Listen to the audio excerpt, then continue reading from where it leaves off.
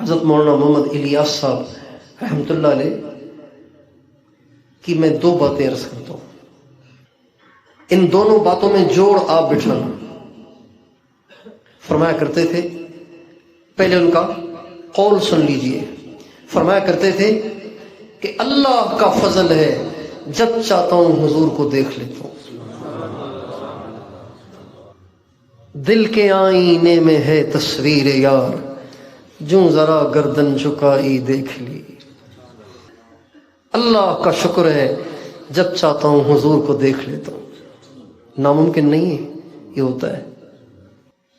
ایک بات، حضرت مولانا الیاس صاحب رحمۃ اللہ علیہ کے بارے میں حضرت شیخ الحدیث قطب الاقطاب مولانا محمد زکریا صاحب رحمۃ اللہ علیہ نے لکھا ہے کہ حضرت جب اپنے گھر سے مدرسے کی طرف جاتے تھے تو راستے میں بازار پڑتا تھا، جب چلتے تھے تو نیچے نہیں دیکھتے تھے، جب چلتے تھے تو اپنے پاؤں کی پیٹھ پہ نظر رکھتے تھے، پاؤں کی پیٹھ پر نظر رکھ کر مدرسے جاتے تھے۔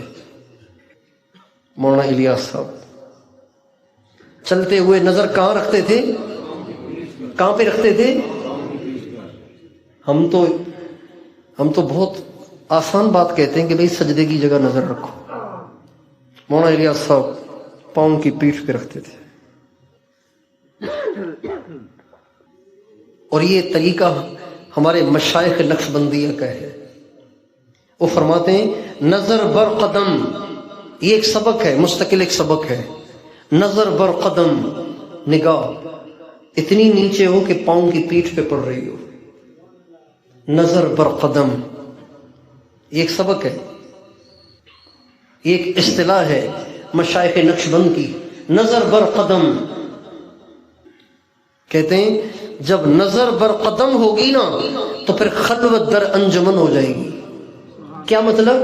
جب نظر پاؤں کی پیٹھ پہ جم جائے گی اور نظر کبھی اٹھے گی ہی نہیں تو اللہ تعالیٰ آپ کو وہ کیفیت عطا فرمائے گا اپنی یاد کی، اپنی محبت کی، کہ دنیا آپ کے آس پاس ہو لیکن آپ کا دل اللہ سے جڑا رہے گا۔ خلوت در انجمن، محفل میں بھی آپ اپنے آپ کو اللہ کے ساتھ تنہا محسوس کریں گے۔ جب نظر ٹکے گی پاؤں کی پیٹھ پر تو خلوت ملے گی انجمن میں۔ مولانا الیاس صاحب ایسے چلتے تھے اور فرماتے ہیں کہ اللہ کا شکر ہے جب چاہتا ہوں حضور کو دیکھ لیتا ہوں۔ جوڑ سمجھ میں آ رہا ہے؟